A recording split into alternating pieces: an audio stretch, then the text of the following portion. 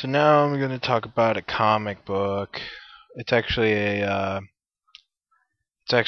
trade paperback collecting a few comics from every decade that are Marvel. It's the Marvel 70th anniversary collection. And why don't I just run through what we have here? So in the third, let me just In the 40s, we have Submariner from Marvel Comics #1, Trapped in the Nazi Stronghold from Captain America Comics #2, and Captain America foils the Traitor's Revenge. This one is pretty good. This section, I didn't like Submariner #1, but I really loved the Captain America story because Captain America dresses up in drag. It's hilarious. But they also do it in a way that kind of makes sense. You know, Bucky dresses up as a little boy while Captain America's the grandmother. And they go and punch Hitler in the face. So that's good. And then when you get into the 50s, this is after the Seduction of the Innocent book came out, and there's a horror comic called Till Death Do Us Part, and a sci-fi comic called I Challenged Groot, the monster from Planet X. And these aren't my cup of tea, but they're pretty good. I mean, the horror comic was a little bit scary.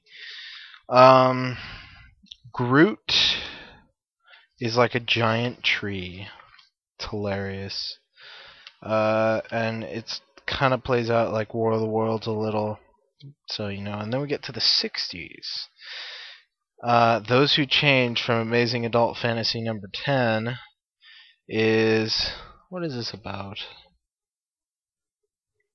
It's forgettable. But it's kind of just it's an ironic. It's not a comic, it's an ironic. That wasn't funny. I'm sorry. But it's, they're showing off how they can turn lizards into men or something, and then at the end it's they go back in time and they change time so that lizards are now the dominant species. Then we have the Red Ghost and his indescribable super apes, which is a good Fantastic Four story. It's like a 3-parter. And then we get to the origin of Doctor Strange, which I haven't read in a while. I'll have to read it again. And then we come to Spider-Man No More. I didn't. Let me read a bit of this. This works well on radio. Yeah, he just takes off his... Well, no, okay. He sees his life, after he gets home as Spider-Man, he sees how much he's making everyone else's life suck because his does.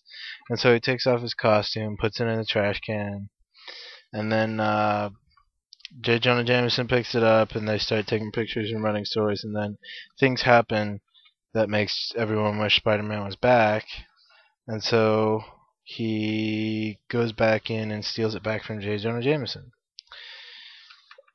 After he remembers why he became a hero in the first place. Now we're at the 70s. This has Demon in a Bottle, the actual comic. It's not the trade paperback collection, but it has Iron Man #28, where he gets drunk and goes and beats up stuff, and then comes home and he's like, and they have an intervention, and then they're like, then he, what happens? Then he loses his company, and he tries to go for a drink, but they stop him, and they live happily ever after that, pretty much. And before that, we have Avengers Beachhead Earth, which is where they go inside Vision. Ant-Man goes inside Vision. Yeah, and then we get to my favorite part of this collection, the 80s. If I can get there. It has a Daredevil. And Hellfire is their name from X-Men #132. It's the one where Wolverine is alone. It's the one at the end where it's Wolverine alone. Enough said, and he's in the sewer trying to stop the X-Men from dying. And then we have the origin. It's either the origin story of Elektra or just the story of how Matt Murdock and who Elektra, whatever her last name is, get together. Uh, yeah, and that's good. It's real good by Frank Miller. And then Incredible Hulk number 340, which is by Peter David. I like it, but the main plot thread of this ongoing series at the moment right now with Betty Brant doesn't seem to be touched upon as much in this particular issue, but it's got a nice fight between Wolverine and Hulk, which is always good. But I like the part at the end where they're both standing there and they're like, "Oh, we're sorry we were fighting," but then the Hulk gets mad and just starts bouncing off with a train in his hands.